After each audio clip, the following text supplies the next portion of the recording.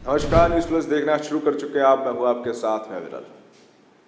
उत्तर प्रदेश में corona virus के बढ़ते मामलों को देखते हुए मुख्यमंत्री योगी आदित्यनाथ ने सोमवार को उच्च स्तरीय बैठक में कई बड़े फैसले लिए। कक्षा 1 से लेकर कक्षा 8 तक के स्कूलों को 24 से 31 मार्च तक बंद करने का निर्णय भी इस बैठक में लिया गया है। साथ ही पंचायत चुनाव के चलते बोर्ड परीक्षाओं के कार्यक्रम में भी बदलाव किए गए हैं। देखिए हमारी एक खास रिपोर्ट।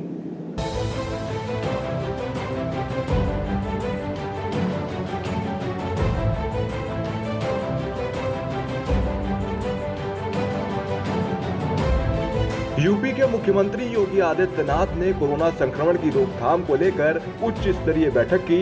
इस बैठक में होली के साथ अन्य त्योहारों, पंचायत चुनाव और देश के विभिन्न राज्यों में कोरोना संक्रमण के बढ़ने की स्थिति को देखते हुए यूपी में विशेष सतर्कता और सावधानी बरतने के निर्देश दिए गए हैं।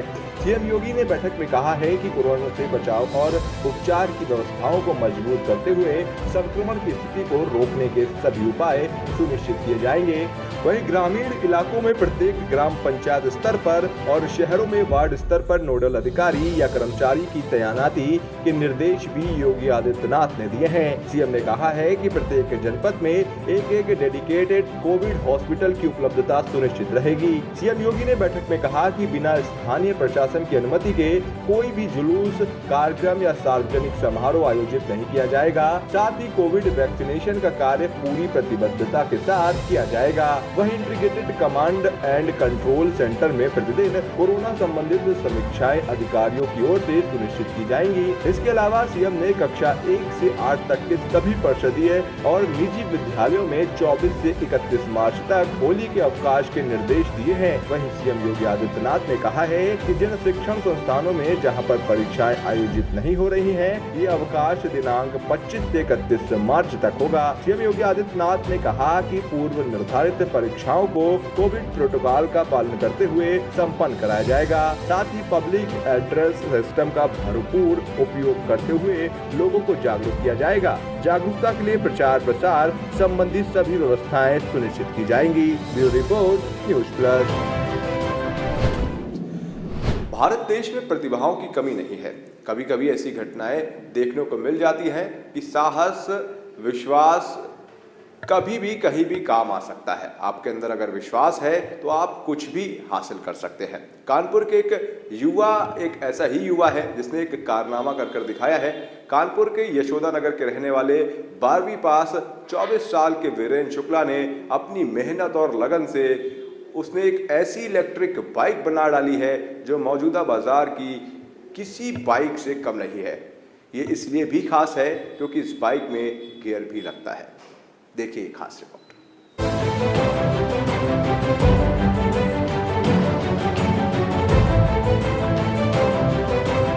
पेट्रोल के दाम बढ़ रहे हैं तो निराश ना होइए। इको फ्रेंडली गियर वाली बाइक जो है ये वातावरण को प्रदूषण से मुक्त भी करेगी। पुल पर चढ़ना हो या बाइक पर भारी सामान लादना हो, इसकी भी टेंशन नहीं रहेगी। इसे तैयार किया है कानपुर के यशोदा नगर निवासी 12वीं उत्तीर्ण वीरेंद्र शुक्ला ने। उनके इस इनोवेशन पर IIT कानपुर ने मुहर भी लगा दी है। प्रदेश सरकार ने भी इनोवेशन के लिए 6.5 लाख रुपए का बजट दिया था, जिससे वीरेंद्र ने IIT BHU में 3 बाइकें तैयार की हैं। वीरेंद्र द्वारा तैयार की गई बाइक बैटरी से चलती है। उन्होंने बताया कि काफी समय से इनोवेशन कर रहे थे, पर आर्थिक रूप से कमजोर होने के कारण दिक्कतें आ रही थी।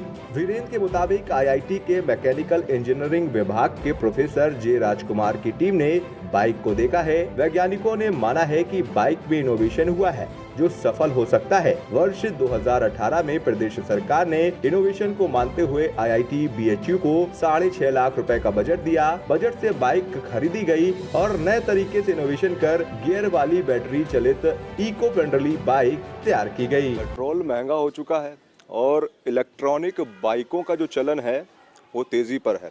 मोदी जी भी इलेक्ट्रॉनिक बाइकों को प्रमोट कर रहे हैं और लगातार जो चीज़ें हैं वो हो रही हैं। हमारे साथ में एक बाइक है। आपने इलेक्ट्रॉनिक बाइकें तो बहुत देखी होंगी, लेकिन ये एक ऐसी बाइक है जिस पर गियर भी लगते हैं। इसको बनाने वाले हमारे साथ में वीरेंद्र शुक्ला जी हैं। सर बहुत बहुत स्वागत है आपका हमारे चैनल पर। सर ये आइडिया कहाँ से जनरेट हुआ? मेरा बचपन से आइडिया था कि हम लोग हर चीज़ को बिजली से चलते हुए देखते थे, तो हम ये देखते थे कि आखिर मोटर व्हीकल भी बिजली से क्यों नहीं चल सकते हैं। तो मैंने बचपन से आइडिया था, मगर बचपन में कुछ कर नहीं पाया, तो मैंने 2015 में मैंने एक इलेक्ट्रिक बाइक बनाई थी। उसके बाद मैंने ये आइडिया यूपी गवर्नमेंट के साथ शेयर किया था। यूपी गवर्नमेंट में योगी आदित्यनाथ जी की सरकार बनने के बाद उन्होंने 2019 में मुझको 6.5 लाख का फंड दिया था ITBHU को, कि वहाँ पर और भी अच्छे से ये बाइक को कंप्लीट हो सके। तो ITBHU में मैंने 3 बाइक कंप्लीट की हैं। एक बाइक ITBHU के पास है, और दूसरी बाइक यूपी गवर्नमेंट के पास है, और तीसरी बाइक मुझे ये कानपुर में दी गई है। अगर इस बाइक की खासियत की बात की जाए तो क्या क्या खासियतें हैं, क्या क्या आपने एक्स्ट्रा किया हुआ है, क्योंकि बाइकें तो बहुत सारी इलेक्ट्रिक आई हैं, लेकिन इसमें क्या स्पेशल है? और देखिए, एक्चुअली जब मैं इसको बना रहा था 2015 में, जब मैंने बनाया तो उसमें इलेक्ट्रिक व्हीकल का इतना क्रेज़ नहीं था। लेकिन जब इस यूपी सरकार द्वारा जो मुझे पैसा दिया गया, तो मैंने सोचा कि कुछ ना कुछ नया करना है, तभी इस बाइक का क्रेज़ होगा। तो मैंने क्या किया कि आप जब देखते होंगे इलेक्ट्रिक व्हीकल की स्पीड बड़ी कम रहती है, 25-30 से ज़्यादा स्पीड नहीं रहती है। लेकिन मेरी ये जो बाइक है, इसकी स्पीड 70 किलोमीटर प्रति घंटे की रफ्तार से है। और इसमें मेन खासियत ये है कि अब मैंने इसमें गियर सिस्टम का मैंने यूज़ किया हुआ है। गियर सिस्टम का यूज़ होने से जब आप कभी पहाड़ी एरिया पे चढ़ाई करते हैं, कहीं पे भी पुल पे चढ़ते हैं और भी चढ़ते हैं, तो वहाँ पे आपकी ये बाइक जो है आसानी से चढ़ जाती है। इलेक्ट्रिक व्हीकल उसमें बहुत डाउन हो जाते हैं। ये इसमें एक्स्ट्रा चार्जिंग की बात की जाए तो कितने घंटे में ये चार्ज हो जाती है और कितनी देर तक का चल सकती है? देखिए, ये चार्जिंग की बात रही तो ये इसमें मैंने लिथियम आयन बैटरी का यूज़ किया हुआ है, और इसका जो चार्जिंग का समय है 1 से 1.5 घंटा है। चार्जिंग का जो खर्च है 10 से 12 रुपये आता है, और इस जो एक बार चार्ज होने पे ये 70 किलोमीटर तक जा सकती है। और कहीं ना कहीं देखा जाए तो इसको कहीं भी चार्ज कर सकते हैं कि स्पेशल कोई पॉइंट चाहिए होता है? नो, आपके पास इलेक्ट्रिसिटी की व्यवस्था होनी चाहिए। वहाँ पर आप जाकर नॉर्मल प्लग में इसको चार्ज कर सकते हैं। 1 से 1.5 घंटा लगेगा, ये फुल चार्ज हो जाएगी, और एक बार चार्ज होने पे ये 70 किलोमीटर चलेगी। 70 किलोमीटर चलेगी। देख रहे हैं आप, ये बाइक है, इसको बनाया हुआ है इन्होंने, नाम भी दिया हुआ है इसको ग्रीन बाइक। ग्रीन बाइक इसलिए क्योंकि पोल्यूशन फ्री है, इस पे कोई भी किसी तरीके का पोल्यूशन इफेक्ट नहीं होता है, कोई भी पर्यावरण को नुकसान नहीं पहुंचता है। आप बाइक को देखो तो उसको उसी तरीके से डिज़ाइन किया हुआ है।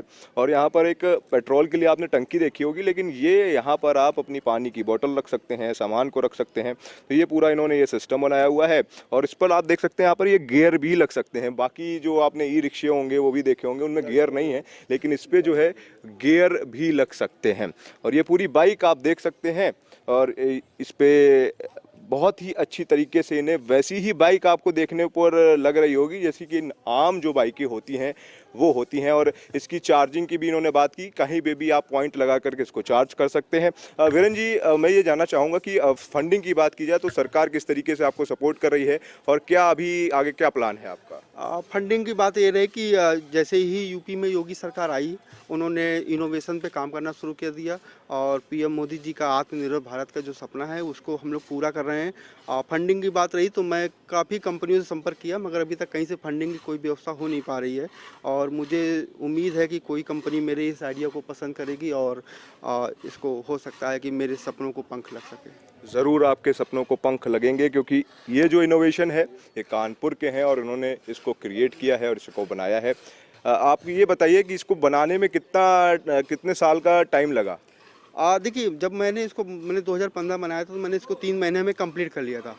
बट मेरे पास फंडिंग की प्रॉब्लम थी, तो उस वजह से जब मेरे पास फंड आया तो मैंने इसको 1.5 साल में कंप्लीट कर दिया है। बीच में कोविड चालू हो गया था, नहीं तो ये 1 साल का प्रोजेक्ट था, ये कंप्लीट हो जाता। 1 साल में ये कंप्लीट हो जाता। तो ये वीरेंद्र शुक्ला हैं, ये कानपुर के ही रहने वाले हैं, इन्होंने ये आइडिया जनरेट किया है, सरकार का भी इस पे सपोर्ट मिल रहा है, और ये ग्रीन बाइक जो है वो बन करके तैयार हुई है। कैमरा पर्सन वीरेंद्र सिंह के साथ अविरल गुप्ता, न्यूज़ प्लस कानपुर। राजधानी लखनऊ में यूपी जल निगम संघर्ष समिति की बैनर तले जल निगम कर्मचारियों ने 5 महीने के बकाया वेतन और पेंशन को लेकर 35 दिनों से धरने पर बैठे हैं। इसी पर न्यूज़ प्लस के संवाददाता ने यूपी जल निगम जल संस्थान मजदूर यूनियन के प्रदेश अध्यक्ष राम सनही यादव से खास बात की। उत्तर प्रदेश की राजधानी लखनऊ में लगातार प्रदर्शन का दौर जारी है, और इस वक्त हम लोग जल निगम मुख्यालय के बाहर खड़े हैं, जहां पर उत्तर प्रदेश जल निगम संस्थान मजदूर यूनियन के जो तमाम कार्यकर्ता और पदाधिकारी हैं वो यहाँ पे मौजूद हैं और अपनी मांगों को लेकर प्रदर्शन कर रहे हैं। साफ तौर पर जो जल निगम मुख्यालय का हम आपको नज़ारा दिखाएंगे कितनी भारी मात्रा में यहाँ पर जो कर्मचारी हैं वो बैठे हुए हैं धरने पे और अपनी मांगों को लेकर आवाज़ बुलंद कर रहे हैं। आपको बता दें कि यहाँ पे 9 सूत्रीय मांगों को लेकर पूरी तरीके से जो धरना प्रदर्शन है वो कायम है और लगातार यहाँ पर आप देख सकते हैं कि किस तरीके से जो कर्मचारी हैं वो धरने पर बैठे हुए हैं। उनकी साफ तौर पर यह मांग है कि जो उनकी मांगे हैं उन पर जो जल निगम के आला अधिकारी हैं वो ध्यान नहीं दे रहे हैं। और जिस तरीके से आप देख सकते हैं कि जो भारी मात्रा में यहाँ पर लोग मौजूद हैं, दूर दराज से लोग आए हैं, साफ तौर पर जल निगम मुख्यालय में बैठकर यहाँ पे अपना प्रदर्शन कर रहे हैं और उनकी मांगों को लेकर क्या मांगे हैं इन सारे मुद्दों पर हम बात करने के लिए मौजूद हैं। लोगों से बात भी करेंगे क्योंकि लगातार जो प्रदर्शन का दौर है वो उत्तर प्रदेश की राजधानी लखनऊ में जारी है। हर जो लोग हैं वो इस सरकार के खिलाफ लगातार प्रदर्शन कर रहे हैं और जल निगम मुख्यालय के बाहर भी लगातार प्रदर्शन हो रहा है। हम लोगों से बात करने की भी कोशिश करेंगे कि आखिर किस तरीके से ये पूरा प्रदर्शन है। सर अपना नाम बता दीजिए पहले तो। मेरा नाम राम सनेही यादव है, मैं जल निगम जल संस्थान मजदूर यूनियन का प्रदेश अध्यक्ष हूँ। आज आप लोग जल निगम मुख्यालय में बैठे हुए हैं, किन मांगों को लेकर यहाँ पे बैठे हुए हैं और क्या कुछ पूरा मामला है? हमारी प्रमुख मांग 6 महीने का हमारा बकाया वेतन पेंशन है जिससे हम भुखमरी की कगार पर हैं। हमारे 3 साल से जल निगम प्रशासन ने अवैधानिक तरीके से तानाशाही के रूप में आश्रित नियुक्तियों को रोक रखा है। आप मंच पर देख सकते हैं और अगल बगल भी देख सकते हैं, हमारी बहनें बैठी हैं। इनके परिवार को ना तो पेंशन मिल रही है ना आश्रित नियुक्ति मिली है। और यहाँ फील्ड कर्मचारी जो 5327 कर्मचारी इस समय बचे हैं जबकि हमारे 10,581 पद स्वीकृत हैं, उसके खिलाफ हम आधे से भी कम बचे हैं। और इनको सबको स्थानीय निकाय और पंचायती राज विभाग में भेजने का निर्णय हमारे प्रशासन ने लिया है। और ये जल निगम की ग्रामीण पेयजल योजनाओं को शहर के सीवरेज ट्रीटमेंट प्लांटों में महत्वपूर्ण काम कर रहे हैं और इनको दूसरे विभागों में भेज करके इन योजनाओं को बंद करने का, यानी जल निगम को बंद करने का ये कुछ चक्र रच रहे हैं। इससे हम आक्रोशित। लगातार आप लोग यहाँ पर आंदोलन कर रहे हैं, 3 दिवसीय घेरे का कार्यक्रम पूरा किया गया है। अगर आप लोग की मांगे इन 3 दिनों में नहीं पूरी की जाती तो आगे क्या रणनीति रहेगी आप लोगों की? हमारी इन मांगों को अगर 3 दिन में जल निगम प्रशासन नहीं पूरा करता तो हम मजबूर हो जाएंगे माननीय मुख्यमंत्री जी और राज्यपाल जी के दरवाजे पर दस्तक देने के लिए। तब हम पूरे प्रदेश को बुला करके यहाँ इकट्ठा करके, मैं एक चीज़ और आपसे कहना चाहता हूँ कि इतनी भीड़ देखने के बावजूद भी क्षेत्रों में हमारा कोई भी काम बाधित नहीं है। हमारे जो हमने बाकी आदमियों को छोड़ रखा है वो हमारे हिस्से का भी काम कर रहे हैं, ड्यूटी कर रहे हैं, पेयजल आपूर्ति दे रहे हैं, सब कुछ कर रहे हैं। लेकिन अगर नहीं पूरा हुआ तो हम पूरे प्रदेश की कॉल कर लेंगे और ग्रीष्मकालीन आ रहा है, हो सकता है कि पेयजल आपूर्ति भी बाधित हो, सीवरेज भी काम बाधित हो। हम सबको लखनऊ बुला करके माननीय मुख्यमंत्री जी और राज्यपाल महोदय के दरवाजे पर दस्तक देंगे, उनसे गुहार लगाएंगे। तो ये एक बड़ी चुनौती है जल निगम मुख्यालय के सामने कि किस तरीके से जो यहाँ पे प्रदर्शन चल रहा है उसको लेकर जो बातें की गई हैं वो अब देखने वाली बात ये होगी कि आखिर जो संबंधित आला अधिकारी हैं वो इन मांगों पर किस तरीके से विचार करते हैं और आखिर क्या कुछ निकलकर इस मामले में सामने आता है। राजधानी लखनऊ से न्यूज़ प्लस के लिए अभिषेक पांडे। देखते रहिए न्यूज़ प्लस, दीजिए इजाजत।